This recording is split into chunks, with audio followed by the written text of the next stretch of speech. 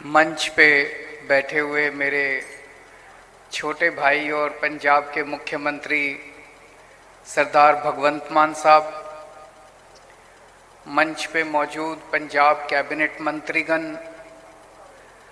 हमारे राज्यसभा सांसद श्री राघव चड्ढा जी, मंच पे मौजूद हमारे सभी एमएलएज, पंजाब सरकार के सभी अधिकारीगण और आज इस कार्यक्रम में आए हुए सभी भाइयों बहनों, माताओं, बुजुर्गों, बच्चों, आप सबको मेरा नमस्कार, सबको सत श्री अकाल। दोस्तों, आज ये सीएमडी योगशाला का शुरुआत करने के लिए मान साहब ने मुझे आज यहाँ पे आमंत्रित किया। मैं आज बहुत बहुत बहुत खुश हूँ। ये एक नया एक्सपेरिमेंट हम लोगों ने दिल्ली में शुरू किया था। दिल्ली के अंदर गवर्नेंस में बहुत नए नए प्रयोग किए जा रहे हैं। शिक्षा के क्षेत्र में, स्वास्थ्य के क्षेत्र में, बिजली के क्षेत्र में, पानी के क्षेत्र में, इंफ्रास्ट्रक्चर के क्षेत्र में, सेहत के क्षेत्र में नए नए प्रयोग किए जा रहे हैं और उसमें कई सारे ऐसे प्रयोग हैं जिसमें बहुत अच्छी सफलता मिलती जा रही है। और दिल्ली से सीख के देश भर के अंदर ये प्रयोग जगह जगह जगह फैल रहे हैं। उसी में एक प्रयोग था लोगों को योगा कराने का। तो आज पंजाब के अंदर सीएमडी योगशाला का उद्घाटन किया जा रहा है। अगर आप 25 लोग कहीं भी इकट्ठे होकर योगा करना चाहते हैं, 25 लोग, अगर 4-5 लोग होंगे और उसके लिए टीचर भेजना तो महंगा पड़ेगा सरकार को, तो अगर आप 25 लोग मिलके अपने मोहल्ले के अंदर, कॉलोनी के अंदर अगर 25 लोग मिलके योगा करना चाहते हैं तो ये जो आज फ़ोन नंबर जारी किया जा रहा है, इस फ़ोन नंबर पे एक मिस कॉल करो और वहाँ पे अपना एड्रेस वगैरह लिखवा दो, नंबर लिखवा दो। पंजाब सरकार आपको फ्री में योगा टीचर प्रोवाइड करेगी। डेली सुबह आके टीचर आपकी सुविधा के अनुसार, जितने बजे आपको सुविधा होगी उतने बजे पंजाब सरकार से एक टीचर आके आपको फ्री में योगा सिखाएंगे। ये आज पहला फेज है, केवल 4 शहरों में आज शुरू कर रहे हैं। फगवाड़ा, पटियाला, अमृतसर, लुधियाना, एम आई राइट? इन 4 शहरों में आज से शुरू कर रहे हैं। थोड़े दिन के बाद जब यहाँ पे स्टेबलाइज हो जाएगा, इससे जो सीखने को मिलेगा उसके बाद धीरे धीरे धीरे करके पूरे पंजाब में, हर पिंड में, हर गली में, हर मोहल्ले में पंजाब के 3 करोड़ लोगों को योगा करवाएंगे, फ्री में योगा करवाएंगे।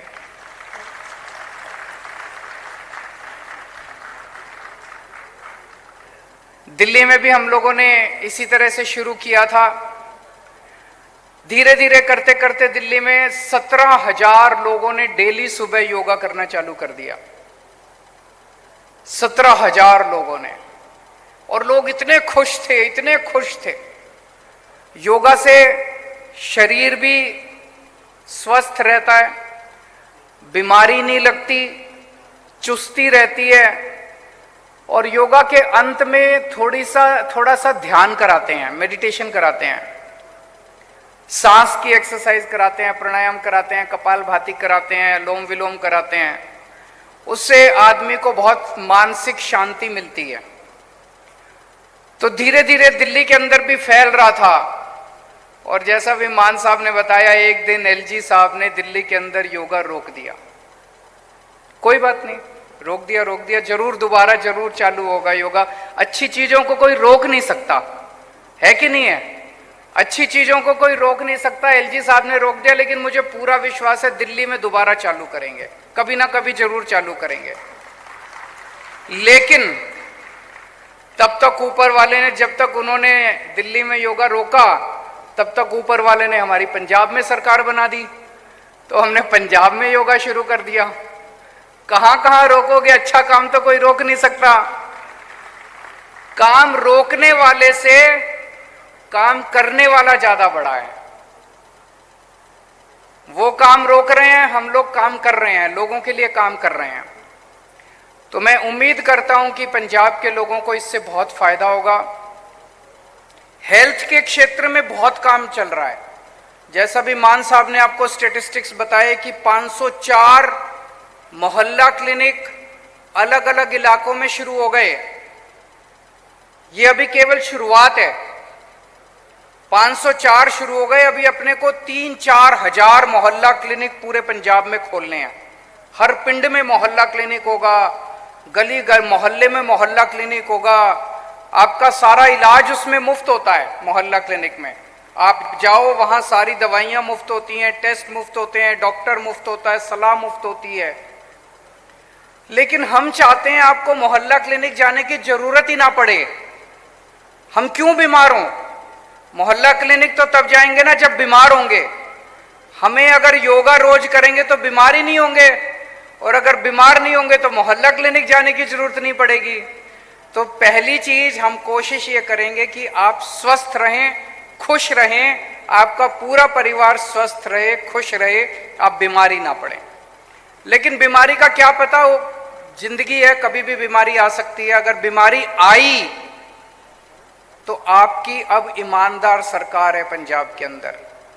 वो सरकार आपके लिए जगह जगह मोहल्ला क्लिनिक भी खोल रही है, और आपकी सरकार जितने अस्पताल है, सारे सरकारी अस्पताल, उनको भी बहुत अच्छा किया जा रहा है धीरे धीरे। ताकि मोहल्ला क्लिनिक में तो छोटी छोटी बीमारियों का इलाज होता है।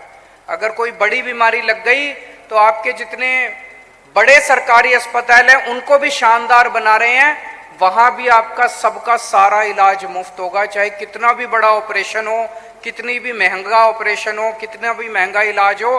धीरे धीरे करके पंजाब के सारे सरकारी अस्पतालों को इतना अच्छा कर देंगे कि आपको कोई पैसा देने की जरूरत नहीं पड़ेगी। पिछले 1 साल के अंदर कई सारे काम किए हैं, लेकिन लॉ एंड ऑर्डर में जो काम पंजाब के अंदर हुआ है वो बहुत काबिले तारीफ है। पिछली सरकारों के टाइम पे इतना बुरा हाल था पंजाब के अंदर, लॉ एंड ऑर्डर का इतना बुरा हाल था। जब सरकार संभाली तो पता चला इतने गैंगस्टर्स चारों तरफ, इतने अपराधी थे चारों तरफ। पता चलता था ये वाला गैंगस्टर उस नेता का उस पे हाथ है, इस वाले गैंगस्टर का उस पार्टी का हाथ है, इसको नहीं पकड़ सकते, उसको नहीं पकड़ सकते। हमारा किसी के ऊपर हाथ नहीं था। एक एक करके सभी गैंगस्टर्स को एक एक करके सबको पकड़ पकड़ के जेल में डाला गया। पंजाब के अंदर सुनते थे कितने सालों से बेअदबी का इंसाफ नहीं मिल रहा था। सुनते थे कि बहुत बड़े बड़े लोग उसमें शामिल हैं, चालान पेश नहीं किए जा रहे थे। हमारा किसी से कोई संबंध नहीं था। सरकार आने के बाद जो एसआईटी बनी थी उस एसआईटी को पूरा खुली छूट दी गई, और मुझे बेहद खुशी है कि उन्होंने जितने बड़े नाम थे उन सारे नामों को डाल के और कोर्ट के अंदर चालान पेश कर दिया है। अब आगे की कार्रवाई चल रही है बिना किसी भय के, बिना किसी इंटरफेरेंस के। सुनते थे कि एक एसआईटी बनी थी, उसने नशे के खिलाफ जांच करके 4 लिफाफों के अंदर अपनी रिपोर्ट कोर्ट में पेश की थी। उसको 7 साल हो गए थे उन पर, 8 साल हो गए थे। उन लिफाफों में बंद था कि पंजाब के अंदर नशा क्यों हो रहा है, कौन इसके अंदर है। इसकी सरकार आई, उन्होंने भी वो कोर्ट को कहा नहीं जी नहीं, ये लिफाफे नहीं खुलने चाहिए। उनकी सरकार आई, उन्होंने भी कहा नहीं जी नहीं, ये लिफाफे नहीं खुलने चाहिए। हमारी सरकार आई, हमने कोर्ट को कहा जी सारे लिफाफे खोल दो, हमारे को कोई डर नहीं है। और कल मुझे पता चला कि कोर्ट ने सारे लिफाफे खोल दिए। अब जितने लोग पंजाब के अंदर नशे के अंदर मास्टरमाइंड है, सबको एक एक करके पकड़ पकड़ के जेल के अंदर डाला जाएगा। अभी पिछले 1 महीने से आप लोग देख रहे हो किस तरह से मान साहब ने बड़ी मैच्योरिटी के साथ और बड़े कठोर कदम उठा के ये मैसेज दे दिया कि पंजाब की शांति के साथ कोई भी खिलवाड़ करेगा तो उसको बख्शा नहीं जाएगा, चाहे कोई भी कितना खूंखार आदमी हो और चाहे कोई भी कितना शक्तिशाली हो। पंजाब की शांति के साथ किसी को खिलवाड़ करने की इजाजत नहीं दी जाएगी। और पिछले एक हफ्ते से आप लोग देख रहे हो, देश के अलग अलग हिस्सों के अंदर से खबर आ रही है, रामनवमी के मौके पे पता चल रहा है वहां दंगे हो गए, वहां दंगे हो गए, वहां दंगे हो गए। पंजाब में एक भी दंगा नहीं हुआ। पंजाब में शांति है। तो आज जो हमने पुरानी पार्टियों से पंजाब संभाला था, लिया था, उस वक्त बहुत सारी समस्याएं थी।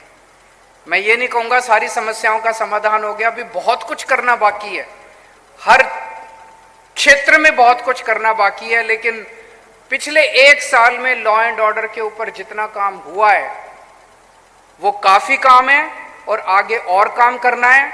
लेकिन अच्छा काम होगा, सही रास्ते पे चल रहे हैं, क्योंकि अब पंजाब के अंदर ईमानदार और अच्छी नीयत की सरकार है।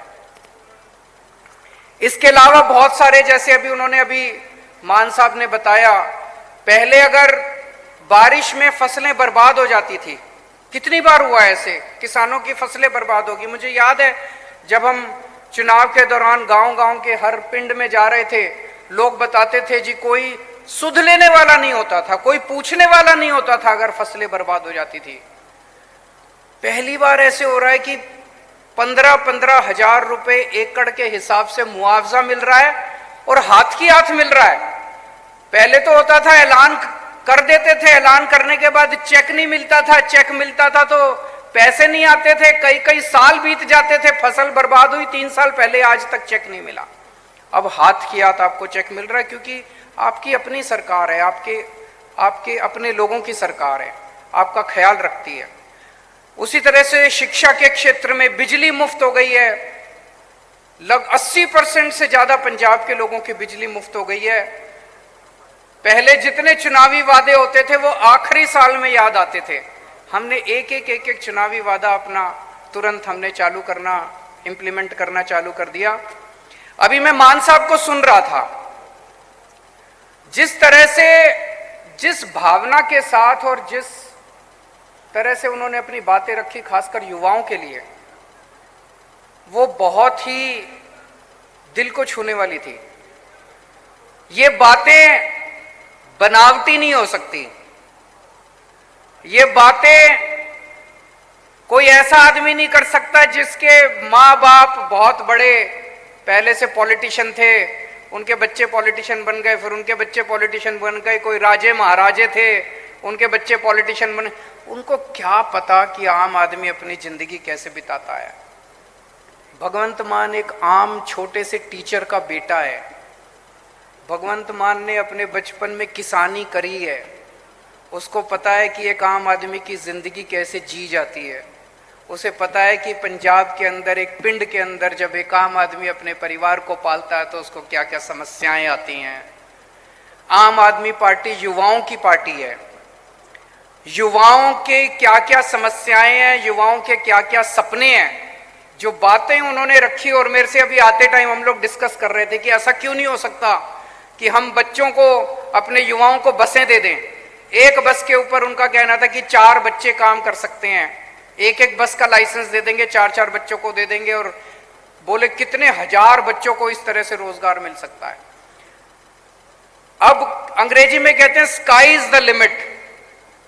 मैं सभी युवाओं को कहना चाहता हूं कि आप सपने देखिए, बड़े सपने देखिए, और आपके साथ उन सपनों को पूरा करने के लिए आपका बड़ा भाई भगवंत मान यहां बैठा है, वो सारे सपने पूरे करेंगे।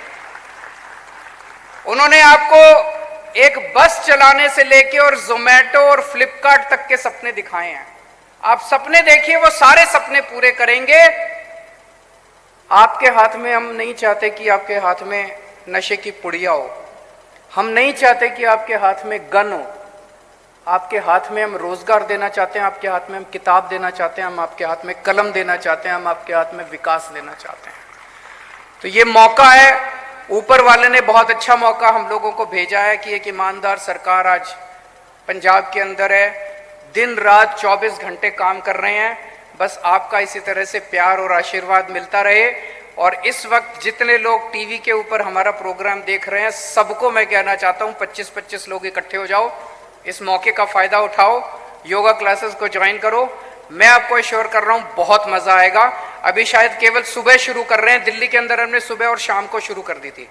महिलाओं को सुबह दिक्कत होती थी, क्योंकि महिलाओं को अपने बच्चों को सवेरे सवेरे स्कूल भेजना होता है, हस्बैंड को भेजना होता है, तो महिलाएं शाम को किया करती थी, उनको सहूलियत। तो जो जहां जैसे चाहता था, जितने बजे कोई कहे मेरे को इतने बजे क्लास करनी है, 25 लोग हैं, हम वहां पे उतने बजे क्लास कराएंगे। बहुत बहुत शुक्रिया।